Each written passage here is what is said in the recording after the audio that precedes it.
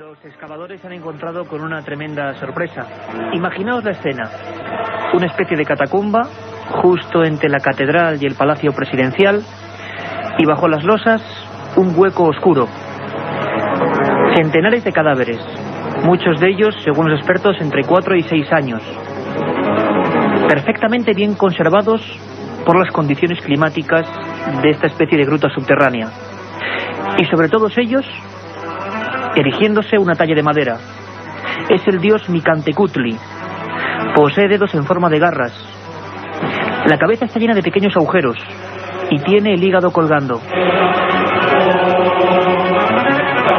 Los ojos no se ven, o mejor dicho, están recubiertos de la propia piel del rostro. Es el dios Micantecutli, le llamaban el señor de las sombras, y sobre todos esos cadáveres emitía una enigmática y misteriosa sonrisa.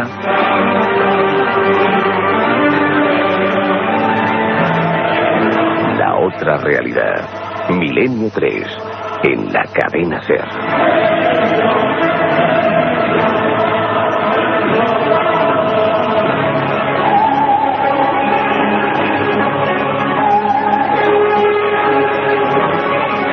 Ocurría en México, Distrito Federal, un lugar que parecía completamente explorado y que nos muestra cómo a veces la arqueología sigue dando pasos en busca de auténticos misterios.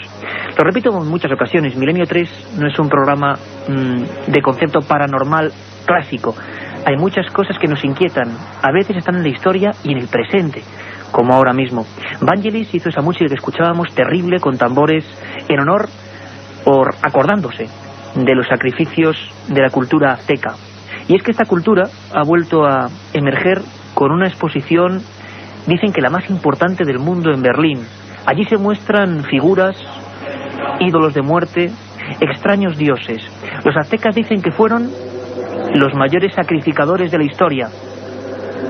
Y la verdad es que tiene relación con lo que íbamos a contar.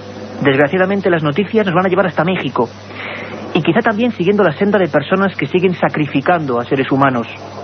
Es la incomprensión, en el fondo, ayer y hoy, de nuestra propia mente.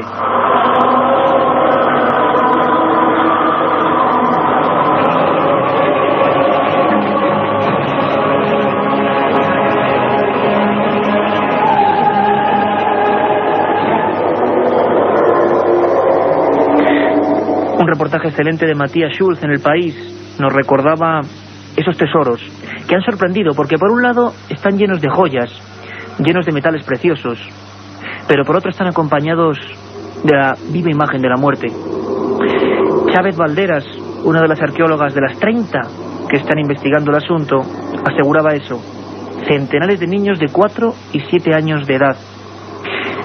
Y hemos querido recordar el misterio de esta cultura. Grandes astrónomos tenían entre ellos.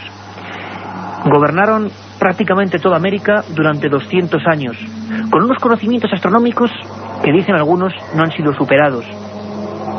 Hay restos que encontraron los españoles de incluso misteriosas y milimétricas operaciones oculares.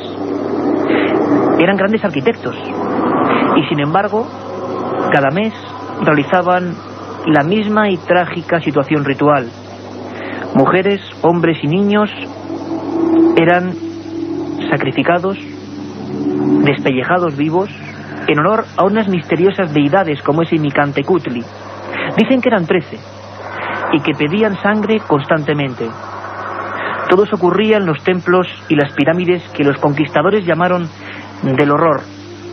Y hemos encontrado, fascinados como cada semana con una historia distinta, algunos documentos de antiguos cronistas españoles.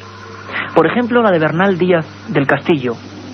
Escuchadme atentamente, porque creo que refleja perfectamente lo que se encontraron aquellos guerreros entre las selvas, llegando hasta los dominios del pueblo azteca. Imaginaros un poco el impacto en aquel siglo XVI. Dice así: yo, Bernal Díaz del Castillo, afirmo que lejos de las costas de lo que llamamos México, descubrimos países densamente poblados, donde se construían casas de cal y canto, y se adoraban a dioses a los que sacrificaban muchos seres humanos. Había una placeta donde ponían a los tristes indios para sacrificar, rodeados de malas figuras y de la mucha sangre derramada aquel día. Vimos cosas tan admirables y terribles al mismo tiempo que hoy no sabemos distinguir si eran sueño o realidad. Y muchas crónicas como esa nos hablan de una cultura enigmática que ahora ha vuelto a dar un giro a lo que se conocía sobre ella. Se decía que, como en el caso, por ejemplo, de los cartagineses, eran ficticios aquellos masivos rituales. Y de repente, esos 30 investigadores arqueológicos, he de decir que este equipo, y sobre todo nuestra compañera Katia Rocha, ha contactado con muchos de ellos, y la respuesta ha sido silencio. No querían hablar ni decir una sola palabra de lo que se estaba encontrando. Y la impresión, por el reportaje de Matthias Schulz, es que es grave. Esos ídolos de muerte, ídolos extraños, se encontraban rodeados de centenares y quizás, si excavamos un poco más, miles de sacrificados. Por cierto, esto es Milenio 3, estamos aquí en la cadena SER, el mejor equipo como siempre, Carlos Barroso, Katia Rocha, Carmen Porter, buenas noches. Buenas noches, Iker. Vuestro amigo Iker Jiménez y el maestro Antonio Bravo en la nave del misterio. La otra realidad, Milenio 3, en la cadena SER.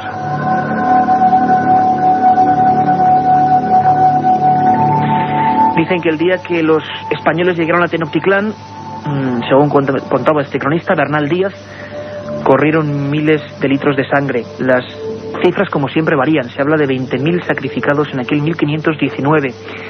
¿Cómo es posible este contraste entre estos hombres tan refinados para algunas ciencias, para la astronomía, para los calendarios, para la matemática, y que sin embargo estuvieran sujetos a unos personajes que son muy importantes, lo veréis, para la historia que esta noche vamos a indagar en vivo?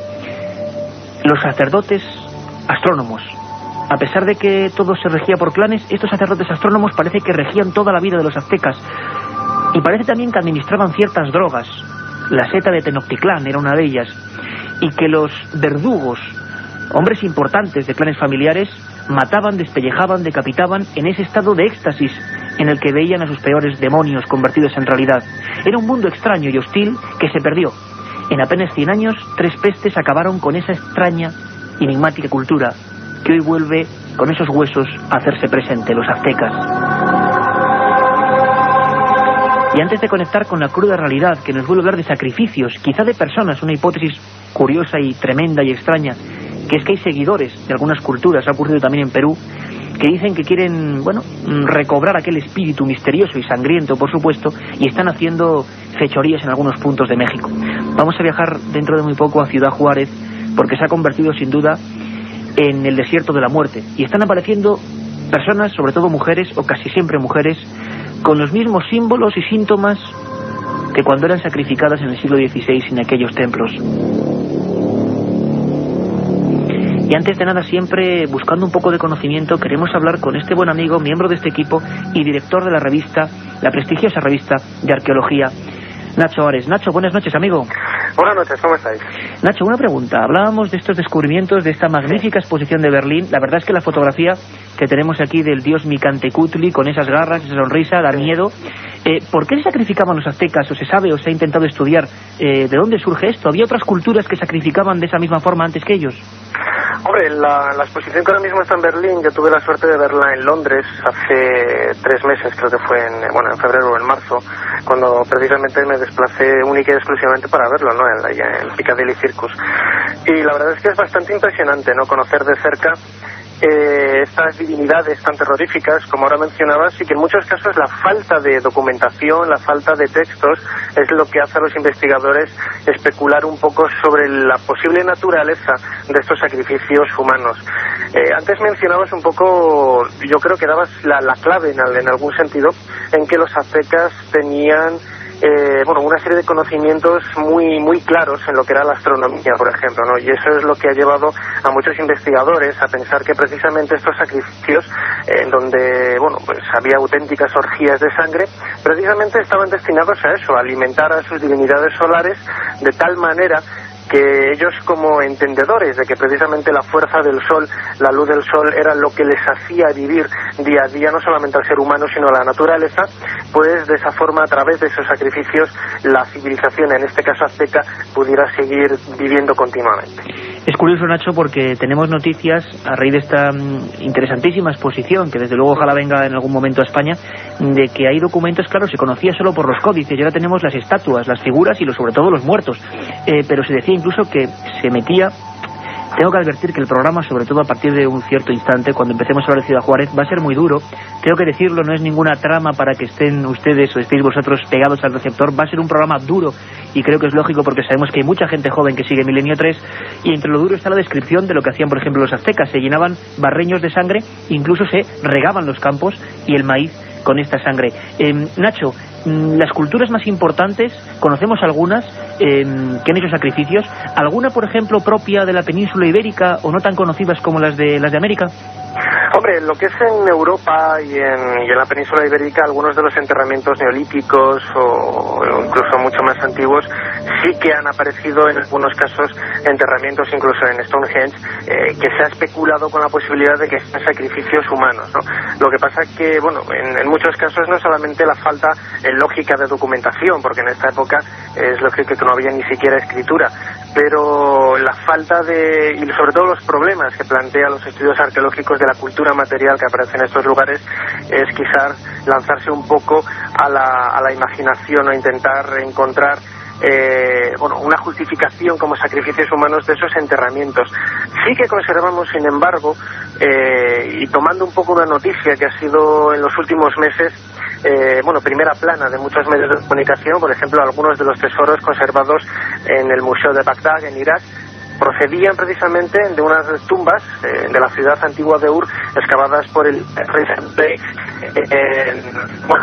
de los y en donde precisamente una de ellas, la más espantosa de todas, según comentaba el propio Bulley, la famosa fosa de la muerte, la PG 1237, en donde aparecieron 74 esqueletos, todos ellos curiosamente con una copa entre las manos. Es decir, todo ello indicaba que habían sido autosacrificados, autoinmolados. Quizás por esa especulación que antes comentaba, los arqueólogos han intentado buscar una explicación a este hecho, pues bueno, intentando acompañar al noble o al rey de turno en ese viaje por el más allá. Pero lo cierto es que hace miles y miles de años este tipo de tradiciones estaban muy extendidas a lo largo del planeta, y quizás la no existencia, por lo menos conocida, en el continente europeo es lo que tanto espantó a los europeos, a los españoles, cuando llegaron en el 16 y se expandieron por toda América. Efectivamente debe ser así. Imaginábamos ahora esas escenas.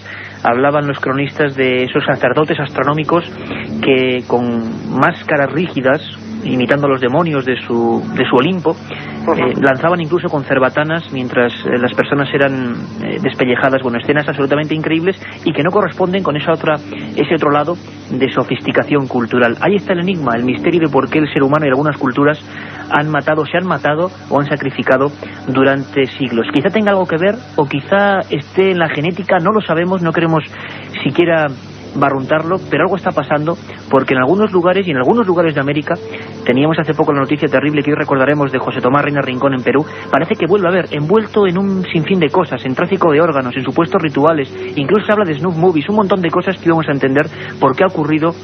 Todo ello concentrado en una localidad muy concreta de México, curiosamente muy cerca, o en la misma tierra donde vivieron los aztecas, y esto nos sirve para entrar en materia, es decir, todos los problemas y enigmas que ahora nos encontramos no son realmente de ahora, sino llevan mucho tiempo entre nosotros, y hoy lo vamos a comprender. Nacho, compañero, un abrazo muy fuerte y gracias. Un abrazo para todos. La otra realidad. Milenio 3, en la cadena SER.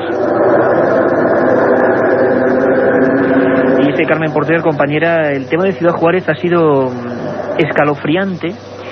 Nosotros la verdad es que nos llamó mucho la atención. Volvíamos del vuelo de La Coruña cuando hacíamos el programa para todos los amigos en el Castillo de Santa Cruz, y El País semanal y El País dominical curiosamente coincidían en dos artículos, uno de Matías Schulz sobre este hallazgo de ese mundo sombrío y sangriento de los aztecas, pero al mismo tiempo una periodista que iba a estar aquí con nosotros, Judith Torrea Oiz, que vive en la frontera entre México y Estados Unidos, nos hablaba de el desierto de la muerte y las muertes en la frontera. Algo espectacular, porque seguimos hablando, y lo vamos a ver hoy, de sacrificios en pleno siglo XXI. Carmen, teníamos noticias de que repentinamente había planes para mejorar la seguridad. En estos últimos días hablamos de 22 y 23 de julio, y de repente ¿qué nos encontramos? Es decir, los teletipos, ¿qué nos dicen prácticamente antes de ayer? Pues F, el día 23 de julio, decía: aparecen cadáveres de 3 mujeres ejecutadas en Ciudad Juárez. Después de los planes de las autoridades mexicanas para detener estos crímenes, Aún así, después de esos planes de seguridad, se han vuelto a cometer este tipo de crímenes. Hablábamos además con varias personas que luego conoceremos, como Esther, que es una persona que ha abierto allí la Casa Amiga para ayudar a todas estas familias, las familias de las desaparecidas y de las víctimas, y nos decía que es tremendo, que cada día aparecen más mujeres muertas, muchas de ellas, la mayoría mutiladas. Mutiladas, sacrificadas, con extrañas simbologías. Está ocurriendo en un desierto muy concreto entre la frontera de Estados Unidos y México. Ciudad Juárez, 1,5 millones de habitantes, un lugar problemático, pero con cierta parece impunidad para el crimen. Esto ha hecho que las estadísticas vayan aumentando alarmantemente. Se habla de 300 mujeres muertas desde 1993 y 4.000 desaparecidas. Ahí está el dato. Y hemos intentado, este equipo, hacer una investigación policial y, por supuesto, misteriosa. ¿Qué mayor misterio que, como decía ayer, nuestro hermano, el ser humano, esté matándose de esta forma y esté reivindicando extrañas cosas, mutilando de la forma que vamos a ver a las mujeres? Curiosamente, hemos anunciado durante esta semana este programa, y el telediario, la primera edición del telediario ayer, retocaba el asunto, hablando de los planes para frenar esta ola de violencia, y ya expertos empezaban a hablar de los misterios que hay detrás de las matanzas múltiples en Ciudad Juárez. Una historia digna de terror, digna de un Stephen King, digna de la ciencia ficción, pero brutalmente real. Por eso aviso, porque este programa, por supuesto, es apto para todos los públicos, pero os aseguro que hoy es un programa duro, tan duro como la vida, y por eso tenemos que contarlo. Vámonos a Ciudad Juárez.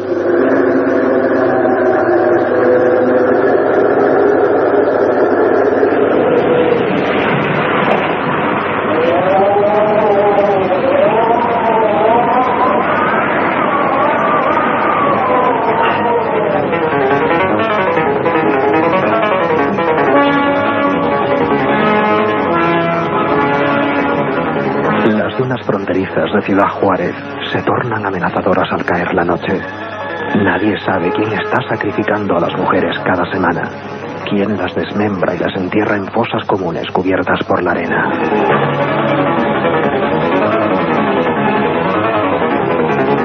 Cuando el viento sopla, aparecen cuerpos mutilados entre los montículos, expresiones de horror, bocas abiertas. Son 300 casos en los últimos años.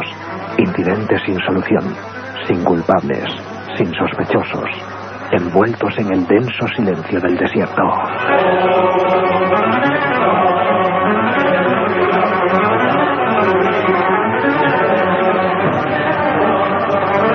Un viaje en busca del misterio. Milenio 3, en la SER. Los números en este caso, como dice el refrán castellano, cantan. 300 mujeres muertas, muchas de ellas sin identidad. La fotografía a mí me pone ahora mismo los pelos de punta, y he de deciros que este equipo se ha enfrentado a uno de los temas más duros, porque hemos vivido muy de cerca las emociones de las personas que están allí peleando porque esto sea denunciable y constatable. Parece que hay cierta impunidad, o determinados investigadores, forenses, mujeres con las que vamos a hablar están molestas porque hay una densa cortina de silencio en torno a todo esto. Lo único que clama en el cielo son los cuerpos de las mujeres. Hacía apenas un mes se había encontrado una fosa con 11 de ellas, siempre mujeres. Vamos a descubrir que siempre hay un prototipo, y muchas de ellas mutiladas al punto de que algunas, y sé que es duro decirlo, les han cambiado la cara. Se han cortado la cara y las huellas dactilares y les han puesto otras caras de otras mujeres. Creo que eso ya indica a qué tipo de personas, sea quien sea, nos estamos enfrentando. Hemos conocido, y además le mandamos un abrazo grandísimo, a una persona valiente, a una periodista muy valiente. Se llama Judith Torrea Hoy, es una navarra que lleva 5 años viviendo en la frontera entre Estados Unidos y México, y que se enamoró y a la vez se conmovió con la historia de los cuerpos de Ciudad Juárez. Hizo un reportaje para El País que creo que ha tenido un gran impacto, y gracias a ella hemos podido adentrarnos en ese mundo absolutamente terrorífico. Dunas del desierto de Ciudad Juárez y de repente una mano, un sostén, una cabeza decapitada. Y siempre las personas, no las autoridades, las que encuentran en lugares inhóspitos estos cuerpos. Y como decía antes, la estadística que sube y sube. Judith conoció esta historia por un grupo de mujeres. Imaginemos la fotografía, un grupo de mujeres vestidas de negro, que todas las mañanas salen por el desierto para encontrar a sus propias hijas. Y se unió a ellas. Escuchamos a Judith Torrea, esa magnífica periodista, hablar de las mujeres de negro.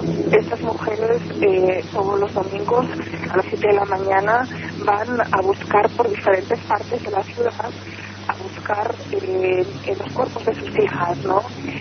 Entonces van con la esperanza de buscar algo, ¿no? Pero también con el temor, ¿no? De buscar algo que puede pertenecer a sus hijas, ¿no?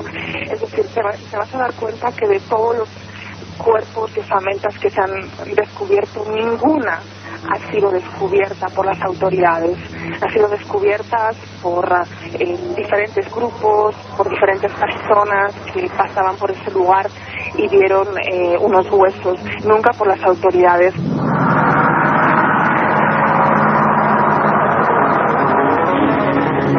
Nunca por las autoridades. Estas mujeres de negro intentan poner una pequeña luz en ese túnel de cientos de personas muertas y siempre del mismo modo, a cada cual más brutal. Hemos conocido a esas mujeres de negro, hemos tenido la fortuna de conocerlas y de que nos cuente qué es lo que se encuentra cuando va por el desierto. Las negras galas rastreando con grupos de mujeres que no sabe dónde están sus hijas.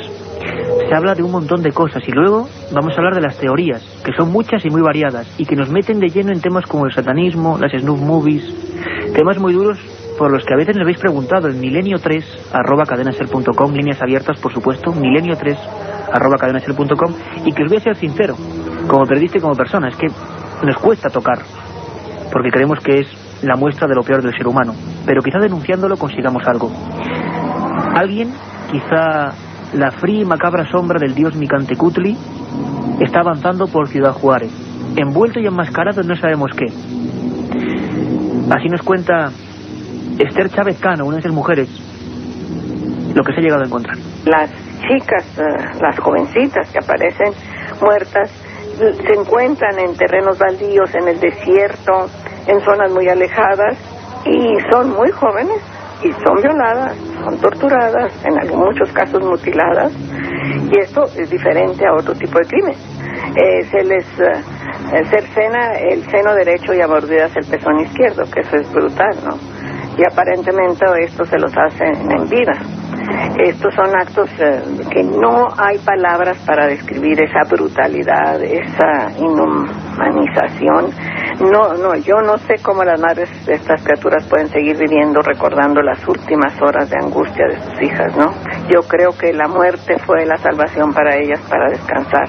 Un viaje en busca del misterio. Milenio 3, en la SER. 1937. 200 personas mueren trágicamente en el santuario de la Virgen de la Cabeza. 1971 aparece el fenómeno de las caras de Belmez. 2003. ¿Qué relación existe entre estos dos episodios? Descúbralo en Tumbas sin nombre. Un apasionante libro de Iker Jiménez y Luis Mariano Fernández. Una tragedia, un misterio, una investigación. Editado por Editorial Edad.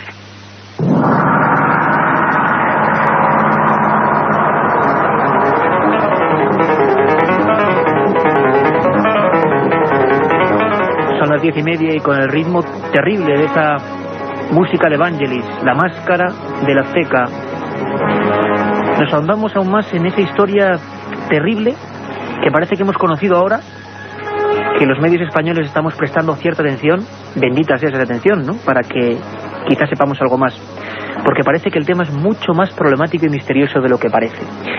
Las noticias incluso han venido de diferentes fuentes, algunas agencias mexicanas incluso hablaban de un hombre, de una posibilidad que nos parecía digno de película también, y ahondando en ella hemos demostrado, o hemos creído, que desde luego hay personajes dignos de este tipo de historias negras. Carmen, Notimex creo que informaba de una de las últimas hipótesis, hablamos de otra fosa con 3 mujeres sepultadas anteayer mismo.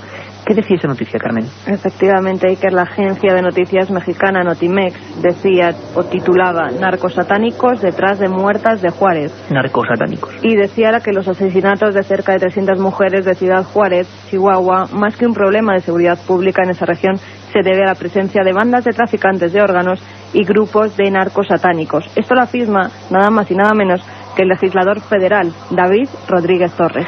Legislador federal en Ciudad Juárez, narcos satánicos. Y nosotros, como somos un equipo de personas que no sabemos, que aprendemos con vosotros cada semana, hemos querido saber qué es eso de los narcosatánicos.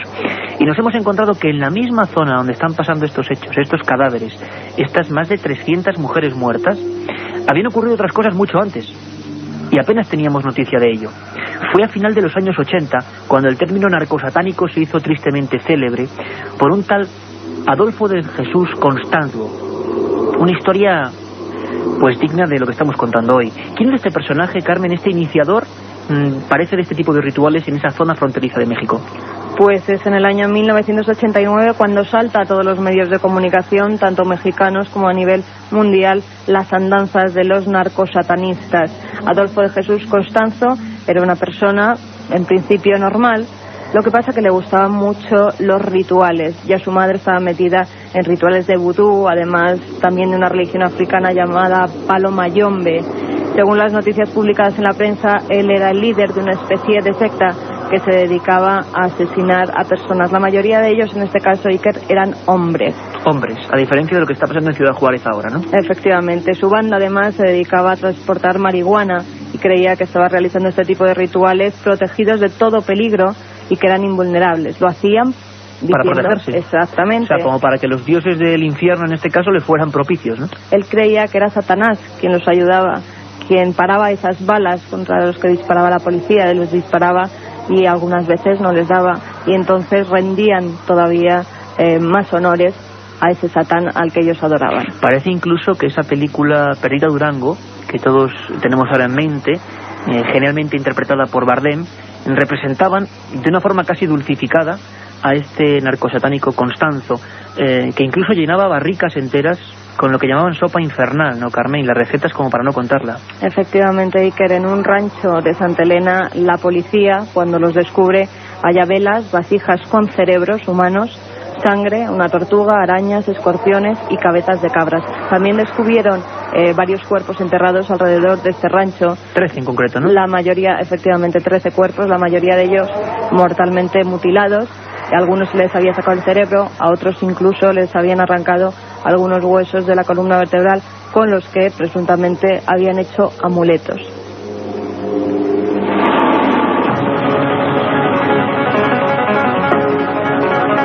Es la historia primitiva de lo que quizá explique los sucesos, o lo que quizá ponga por lo menos un argumento de peso para intentar comprender lo que está pasando en esa frontera. Judith Torrea, la periodista que hizo ese reportaje para El País, ahonda un poco más en lo que se está encontrando, e incluso nos alarma porque dice que la autoridad mexicana de la zona apenas hace nada, que incluso se inventan chivos expiatorios, personas, dicen ellos, siempre sus palabras, pobres, que son culpados y los crímenes continúan. Bueno, una historia tremenda que nos contaba así. Son personas que aparecen no enterradas ni se molestan, ¿no? Yo creo que las echan en lugares claves, a veces con una simbología muy específica, por ejemplo, enfrente de la Asociación de Maquiladoras, pero las echan en lugares, en poblaciones en barrios bastante pobres, y encuentras el esqueleto, ¿no?, de esas mujeres, ¿no? Lo que más llama la atención es que las autoridades enseguida dan un nombre a esos huesos, a ese esqueleto, ¿no?, sin realizar ningún tipo de pruebas científicas como un DNA, ¿no?, que es la prueba más fiable, ¿no? Y enseguida, a los 2 días, por la presión social, enseguida encuentran a los culpables, ¿no?, a los chivos expiatorios, ¿no? Entonces tampoco se realiza ningún tipo de estudio, ¿no? ¿Cómo es posible realizar enseguida encontrar a los culpables, encontrar los nombres de un esqueleto sin hacer ningún examen científico, ¿no? Entonces, esa es la cuestión, ¿no? Un viaje en busca del misterio. Milenio 3, en la SER. Y es que todo esto, que nos puede sonar ciertamente lejano, no lo es tanto. En España hemos tenido casos concretos de personas que en más o menos estado delirante, primero algunos se hacían, no se creían ellos mismos que eran dotados con poderes divinos, otros cabecillas de determinadas sectas. Lo cierto es que el sacrificio ritual ha sido común en muchas partes del mundo, no solo en América y no solo en México. Y yo recordaba ahora, mentalmente, y creo que nuestro amigo Antonio Bravo tiene el documento, cómo hace no mucho tiempo, en invierno pasado, tocábamos un tema de pura actualidad. Era la muerte de un torero, José Tomás Reina Rincón, y lo hacíamos ahí con el maestro Manolo Molés. Un caso terrible en el que la descripción era la idéntica, según los forenses, de un ritual, de un sacrificio, de una secta que quizá perseguía poner sus vísceras al sol, quién sabe. Esto está ocurriendo. Y ocurriendo, por ejemplo, también con españoles. Era el caso de José Tomás, decimos, Reina Rincón. Su abogado, el que llevó el caso, Marcos García Montes, caso sin explicación, por supuesto, nos lo contaba o hacía el inventario de lo que se encontraron de esta forma. Que el cadáver venía eviscerado. Eviscerado quiere decir sin vísceras, y no tenía ni cerebro ni cerebelo, ni en el tórax y abdomen nada, es decir, no tenía ni cerebro, cerebelo, hígado, pulmón, riñones, estómago, etcétera, etcétera. ¿Qué ocurrió? Pues ocurrió que lo que traía eran papeles de las páginas amarillas de la guía telefónica en el cerebro, en la bóveda craneal, y en el cuerpo, pues venía relleno en la parte superior del tórax y la mitad del abdomen venía relleno de serrín. Yo quiero repetir que este programa pues es especialmente duro. Muchas veces a ese milenio3@cadenaser.com nos pedís, lo digo de nuevo, este tipo de temas, y cuesta hacerlo. Y cuesta sobre todo cuando, como decimos, la lejanía no es tanta. En España ha habido casos muy concretos y en otras partes del mundo. En España, por ejemplo, ha habido alguna historia que se relacionó a nivel policial con rituales, con personas que seguían mandados de no sabemos quién, ¿no, Carmen? Sí, por ejemplo, la de Álvaro Rafael Bustos, ex miembro del grupo Trébol, fue detenido en Córdoba en enero de 1987 tras confesarse autor de la muerte de su padre, Manuel Bustos. Le clavó una estaca de madera en el corazón cuando estaba durmiendo, porque según declaró, encarnaba el mal. Estaba convencido de que su padre se iba a reencarnar y por ello, tras asesinarle, le cortó los talones para que así no pudiera caminar. Es un caso arquetípico, digámoslo así, de lo ocurrido en España. La zona de Levante siempre ha sido muy proclive a este tipo de asuntos, historias bastante recientes de personas que, guiadas por un instinto asesino, extraño, criminal, efectúan ese tipo de rituales, ¿no? En Elche, por ejemplo, Elena, los apellidos no se facilitaron, pone simplemente SL, pues esta mujer asesinó en la ciudad de Elche en el año 2000 a su hija de 30 años durante un ritual. La acusada aseguró: Dios me dijo que ella y yo éramos el demonio. Ese tipo de casos han ocurrido y los hemos contado varias veces, pero lo que está pasando por vez primera, quizá a nivel mundial, en Ciudad Juárez, es la cantidad y la proximidad entre unos crímenes y otros. Hablamos de meses donde ha habido 70 mujeres encontradas en el desierto, mutiladas, como vamos a escuchar. Y le preguntábamos a esa mujer de negro, a Esther Chávez Cano, que recorre cada semana esos lugares, que presta acogida, le preguntábamos si el lugar tiene alguna característica que haga que sea más propicio, quizás. Una soledad, unas extensiones grandísimas. ¿Por qué ahí y no en otro lugar? Esther, muy emocionada, nos contaba cómo es ese sitio, de grande y de extraño, Ciudad Juárez. Lo describía así.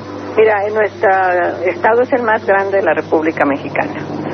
Aquí cabe tu país, Italia y otros países en este estado. La mayor parte es desierto. Tú caminas de aquí a Chihuahua, por ejemplo, que son 353 kilómetros, y ves uno o dos pueblecitos. Lo demás es desierto, arena de desierto. Alguna vez se cambian las dunas como en el Sahara, ¿no? Se cambia la tierra, por eso es tan difícil encontrar los cuerpos. No ves nada. Yo he ido a rastreos y no veo nada porque está el polvito cambiando de lugar. No alcanzas a ver que pueda haber más que flores del desierto, ¿no? Es extensiones larguísimas, lugares imposibles de que algún ser humano pueda llegar, y allí se encuentran cuerpos, en esas hondanadas, en esos lugares tan alejados, en que solo unos vehículos de muy potentes podrían entrar, o en helicóptero las tiran, o qué pasa. Ignoramos. Estamos llenas de preguntas y muy pocas respuestas en estos últimos 10 años. La pregunta lógica, por nuestra parte, era si hay algún patrón. Vamos a hablar con forenses dentro de unos minutos. Si hay algún patrón en las víctimas, si les eligen por algo, si son de cierto tipo fisionómico. ¿Qué puede tener alguien para ser sospechosa de sacrificio por parte de este tipo de grupos? o de personas que están actuando en Ciudad Juárez. 4.000 desaparecidas, 300 sepultadas en el desierto, ni más ni menos. Nos decía cómo aproximarse al retrato robot de estas mujeres Judith Torreo. Por eso estas personas intentan localizar a mujeres pobres, jóvenes y hermosas, ¿no? Por supuesto, ¿no? Porque antes de hacerles todo las violan, ¿no? Las violan, las torturan, las descuartizan y las guardan, me imagino, y después incluso a veces les cambian de ropa y después las echan, ¿no? Por las dunas del desierto.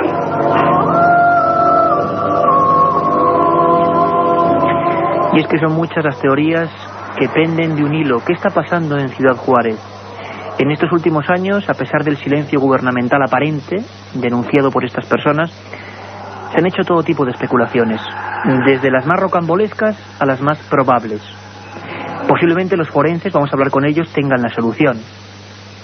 Vamos a ver, o vamos a escuchar, mejor dicho, qué se ha especulado en todo este tiempo sobre los crímenes de Ciudad Juárez. ¿Cuáles son las teorías más posibles?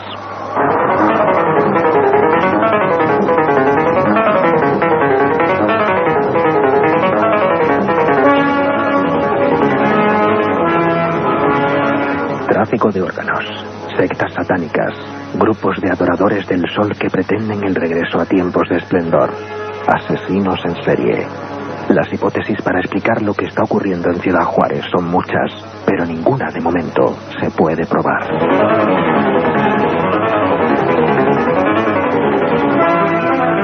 En los últimos tiempos, la opinión popular ha agregado otra posibilidad macabra: las snuff movies, grabaciones de muertes reales para su posterior comercialización a través de oscuras redes clandestinas.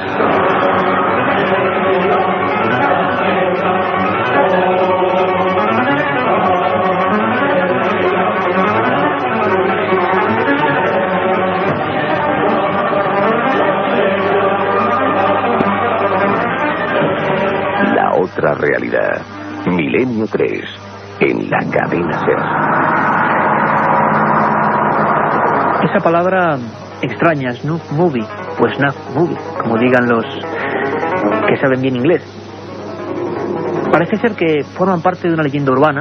Otros afirman que no, que realmente ocurren, se comercializa con ellas, se venden.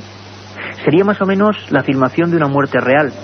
Y algunos investigadores, como comentaba antes Carmen Porter, incluso las personas responsables de la justicia en Ciudad Juárez, hablan de la posibilidad de estas grabaciones en el lugar incluso de los hechos, en pleno desierto. Nosotros tenemos, ya lo sabéis, un experto que cada madrugada de 3 a 4, en esa segunda edición de los domingos, nos adentra en el mundo de las conspiraciones, de la tramoya de las cosas. Es Santiago Camacho. Santiago, buenas noches. Hola, ¿qué tal? Muy buenas noches, Iker. A ti el término te suena, snuff movie. ¿Es real? ¿Es una leyenda urbana, Santi? Pues ahí hay una amplia división. Hace unos años un director de cine llamado Frank Henenlauter ofreció una recompensa de $1 millón a quien le mostrara una de estas películas snuff. Nadie se presentó. Sin embargo, sí se sabe que lógicamente películas filmando asesinatos y torturas hay. Muchos asesinos en serie han sido capturados en Estados Unidos con filmaciones de sus propios actos, que no las comercializaban pero que sí las tenían. Se sabe que el Shah de Irán se complacía en ver las cintas que le grababa la Sabak, su policía secreta, torturando a la gente hasta la muerte. Con lo cual sería inocente no pensar que efectivamente ese tipo de filmaciones en algunos circuitos muy restringidos sí pueden andar circulando. Pero quizás, Santi, esa no sería, y tú lo conoces mejor que nadie, la propia sustancia de una leyenda urbana. Es decir, se supone, se dice, se indica, pero realmente ni siquiera la policía en algunos lugares, digamos por ejemplo en Occidente, ha logrado mostrar, ¿no?, al público este tipo de escenas grabadas. Es decir, no se han podido desarticular bandas que sin duda deben estar operando y con bastantes medios, de ser cierto este tema. Completamente cierto. Yo creo que la parte legendaria del asunto es precisamente la que habla de la comercialización. Es decir, las películas existen, las películas se hacen, pero generalmente suelen ser para el consumo propio de la banda de depravados que se dedica a estas cosas. En el caso, fíjate, de lo que estáis magistralmente tratando esta noche, lo de Ciudad Juárez, hay una casualidad tremenda, que es que cuando nace el mito o el rumor de la existencia de estas películas a principios de los 70, curiosamente nace en esa franja fronteriza de Tijuana, El Paso, Juárez. Qué curioso, Santi, justo ahí es donde empiezan a hacer el mito, que es una franja muy castigada. De hecho, en los años 50 hubo una serie de actos violentos en la frontera, sobre todo en este caso fue Tijuana el sitio más castigado, donde americanos se pasaban al otro lado, secuestraban mujeres y se las llevaban para violarlas a su parte de la frontera. Eran asuntos de violación que afortunadamente nunca terminaron en muerte, pero que sí preocuparon durante esa época a las autoridades mexicanas. Santiago Camacho, queríamos simplemente saber eso, qué diferencia hay entre la débil y delgada línea roja que separa las leyendas de los hechos reales, y parece, por desgracia, el ser humano es así, ¿no?, en sus variantes más terribles, que sí que hay algunas de estas filmaciones, películas que esperamos, pues no sean vistas, ¿no?, por mucha gente, porque eso desde luego, si fuera lo contrario, demostraría que hay un comercio incesante y que tendría materia prima, desgraciadamente, en las pobres mujeres de Ciudad Juárez. Santiago Camacho, nuestro compañero de las conspiraciones cada madrugada. Un abrazo muy fuerte, amigo. Muchas gracias y de verdad seguir adelante porque es un programa magnífico. Milenio 3. Periodismo de lo desconocido. En la SER. Hoy estamos con los sonidos del desierto que nos pone nuestro compañero Antonio Bravo. Óscar Maínez, su historia es también digna de un libro. Óscar Maínez es el forense de Ciudad Juárez, ni más ni menos. Es un hombre que, tuvo que escapar, al menos en sus palabras, de esa localidad de la muerte. Y escapó, según él, por amenazas. Amenazas veladas o menos veladas que le hicieron, abandonar sus autopsias. La última, nos lo contaba, 11 mujeres muertas encima de las mesas, de las frías mesas de la morgue de Ciudad Juárez. Se ha marchado a Texas y ahora dice que tiene libertad para hablar y para denunciar. Y le preguntábamos por hipótesis, por posibilidades. Nos desmarcamos ahora de esas filmaciones terribles, leyenda urbana o no, y hablábamos de otra cosa que también está ahí entre las tinieblas, nunca mejor dicho, las sectas satánicas. Esta es la voz, así nos hablaba Óscar Maínez, forense ni más ni menos de este lugar, Ciudad Juárez. Otra hipótesis que se maneja es las sectas satánicas. Sin embargo, si ves la casuística, que obviamente no hay un manual de sectas satánicas, pero en la casuística, cuando hablas de sectas satánicas, parte del ritual es deshacerse la evidencia. Sí, o sea, cuando tenemos sectas satánicas jamás encontramos, más que por casualidad, los cuerpos que son sacrificados. En este caso hay mucha evidencia ahí, no hay la simbología tampoco, pero no estoy casado con ninguna hipótesis, no, hay que investigar. O sea, todas las hipótesis son válidas mientras no se investiga. Sí, yo creo que estamos ante un caso del homicida serial, ¿sí? del criminal sexual psicopático, ¿sí? Eso no creo que es algo que se da actualmente, y yo creo que estamos aquí. Sí se aprovecha la coyuntura, ¿sí? Ante la ausencia de autoridad, obviamente estas gentes andan caminando como en su casa. Menuda frase, caminando como en su casa por esas dunas del desierto de Ciudad Juárez, que afortunadamente, gracias yo creo que a la emisión de programas televisivos esta semana, o a este programa, pues estamos poniendo el grito en el cielo, para que al menos sea conocido. Podemos decir, sin ruborizarnos, que prácticamente hasta ahora mismo no conocíamos lo que pasaba en ese lugar donde están actuando los modernos sacamantecas. Esther Chávez, esa mujer de negro, fundadora de Casa Amiga, que cada semana recorre el desierto en busca de nuevos restos y lo peor es que los encuentra, nos hablaba de las 5 líneas de investigación que ahora mismo están manejando. De las líneas de investigación son 5. Una es tráfico de órganos, que está casi descartado porque se necesita, mucho, ¿no? Se necesitan helicópteros, hospitales, médicos, enfermeras, que para mi punto de vista es difícil. Se sigue la trata de blancas. Hipótesis. Carmen Porter, en esa lista de verdad macabra, hay que decirlo, más casos en España que podrían, o según la policía, podrían pertenecer no al típico exorcismo que un día comentamos aquí con todos los datos, sino a grupúsculos que realmente se creen en poder de ofrecer algo a los dioses o a ciertas divinidades, ¿no es así? En este caso se trata de una niña de 6 años, Montserrat Fajardo Cortés. Según fuentes policiales, fue asesinada en la barriada de Piedras Redondas, en Almería, y murió a manos de su madre y de su tía, que practicaban rituales de brujería y de espiritismo. Esto fue en Almería hace bien poco. Y también hay un caso que ya hemos querido recordar, misterioso donde los haya, y que también la policía especuló con un tipo de ritual. Claro, siempre parece que el epígrafe ajuste de cuentas pues puede valer para todo y se olvida el caso.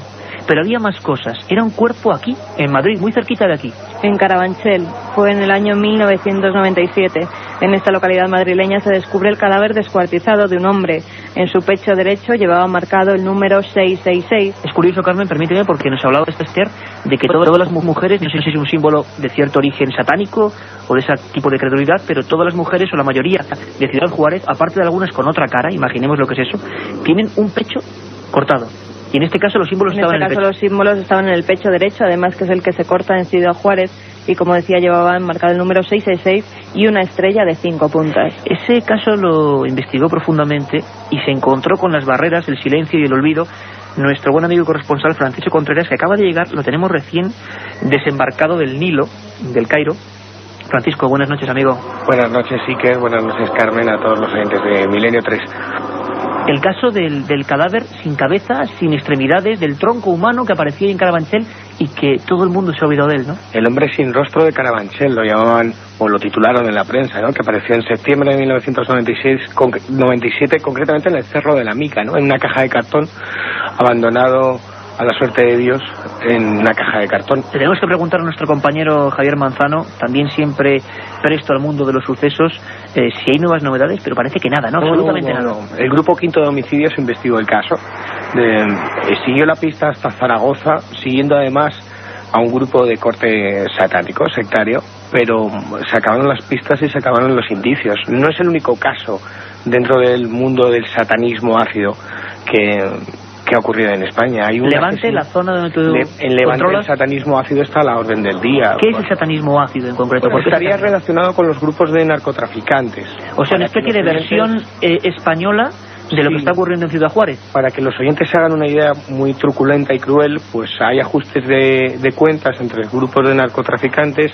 y en vez de hacer una corbata colombiana, ¿Qué es la corbata colombiana? Pues te cortan la garganta y te sacan la lengua por la tráquea, pues se dedican a hacer rituales aprovechando religiones o la religiosidad o los cultos espirituales afrocubanos, ¿no? Hablaremos de todo eso en profundidad, Francisco, desde luego sin respuestas en torno al cadáver de Carabanchel, ninguna, y podía asemejarse a este tipo de rituales que parece que vienen también del otro lado del charco y que se están expandiendo. Le preguntábamos a Óscar Maínez, ese forense, obligado a huir siempre según sus palabras, enfrentándose al silencio que parece que impera en las muertas de Ciudad Juárez, las muertas del desierto, y nos hablaba de una teoría que nos parece única y que es sorprendente. Un detalle importante: Robert Ressler, el más famoso agente del FBI, el asesor de CSI, decía unas declaraciones esta semana en una revista que me parecen sintomáticas. Él decía: yo, ni armado hasta los dientes, atravesaría el desierto de Ciudad Juárez. Lo ha hecho este forense en varias ocasiones y nos contaba una teoría sorprendente. No un asesino como es normal, asesino en serie, sino grupos enteros de asesinos en el desierto. Le escuchamos.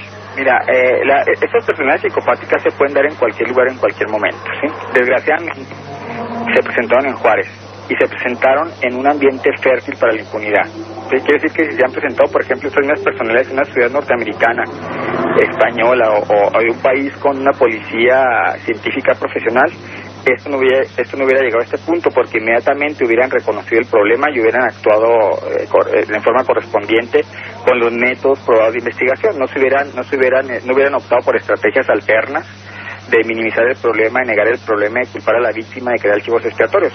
Digo, precisamente un gran problema que se me hace que debe sonar alarmas, y yo creo que a la comunidad internacional, porque aquí en México no hay respuesta a la Comisión Nacional de Derechos Humanos, es la sistemática creación de archivos expiatorios en tan burda forma que ya no se sostiene, simplemente, precisamente porque aún tenemos el mismo sistema de procuración de justicia que responde a un régimen autoritario. Y de nuevo esa figura que se ha referido varias veces en este programa de los chivos expiatorios, personas con nombres y apellidos que son juzgados y que luego se demuestra con los años que no han sido culpables. Mientras tanto, ahí están las mujeres del desierto. Las últimas eran esqueletos antes de ayer y asomaban una mano entre las dunas de ese lugar marcado ya para siempre por la tragedia. Hemos conocido en este experimento, en esta investigación en vivo con todos los datos, a esa periodista valiente, Navarra de Pro. Queremos lanzarle un abrazo muy fuerte porque comprendimos hasta su miedo. Lleva 5 años investigando en el lugar de los hechos, enfrentándose a todo tipo de poderes y silencios. Le preguntamos eso, al final de nuestra entrevista. Si Judith tenía miedo. Yo no siento miedo, sé que existe la posibilidad, ¿no? Pero yo no estoy en el retrato, ¿no? Yo soy una chica altísima, parezco, pues no sé, soy de Pamplona, parezco una americana, ¿no? No una chica mexicana. Soy periodista y creo que tendrían un poquito de miedo de meterse conmigo. Eso sí, a mí me han fotografiado cuando he estado investigando, cuando haces preguntas a las autoridades, ese tipo de presión, ¿no? Saben realmente quién eres, ¿no? Y saben cómo localizarte, ¿no? Pero no he sentido miedo. Decía que el periodismo le daba fuerza para evitar ese miedo comprensible. 4.000 desaparecidas, 300 mujeres, todas morenas y guapas, en el desierto, mutiladas muchas de ellas, lo hemos vivido hoy, la mayoría con un solo seno, las que se encuentran con restos humanos encima de los restos óseos. Algo increíble, le damos un abrazo grandísimo a esta periodista que nos ha brindado una serie de contactos para hablar con mujeres del desierto y con los mismísimos forenses. De 3 a 4, Carmen, espero que un programa más amable que el de esta hora, ¿no? Un programa, como siempre, abierto a los oyentes en ese 900-100-800, un teléfono gratuito que a partir de las 3 de la madrugada estará activo para recibir todas vuestras llamadas. 900-100-800 y, como siempre, la vía mail milenio3@cadenaser.com. Además, trataremos noticias como la sangre de San Pantaleón, que se ha vuelto a licuar. Sangre, pero por fortuna de otro tipo, ¿no? No derramada por pobres mujeres de Ciudad Juárez, sino sangre que se licúa cada cierto tiempo, y tendremos a nuestro amigo Francisco Contreras, que ha seguido durante años. ¿Cuántos reportajes ha hecho Fran sobre esa historia? Y también muchísimo. La extraña y enigmática historia de ese andaluz que daba la vuelta al mundo, patrocinado por la Junta de Andalucía, que desapareció. Dicen que puede ser la malaria, pero desde luego sus últimos comunicados eran espantosos. Hablaba de seres que se le subían al casco del barco y desapareció desgraciadamente. También lanzaremos alguna forma de búsqueda, ¿no? De que intentar entre todos, vía internet sobre todo, pues dar más información, desgraciadamente, sobre este accidente en el mar. Muchas más cosas, y repetimos, 900-100-800, de 3 a 4, ¿no? De 3 a 4 de la madrugada, líneas abiertas para los oyentes de Milenio 3. Y yo espero, desde luego, que los próximos temas sean más agradables. El misterio es así, no solo es misterio paranormal, sino también policial, arqueológico, histórico, todo aquí en Milenio 3, para los que no creemos solo las verdades oficiales. Os dejamos con nuestro amigo don Javier Manzano y los servicios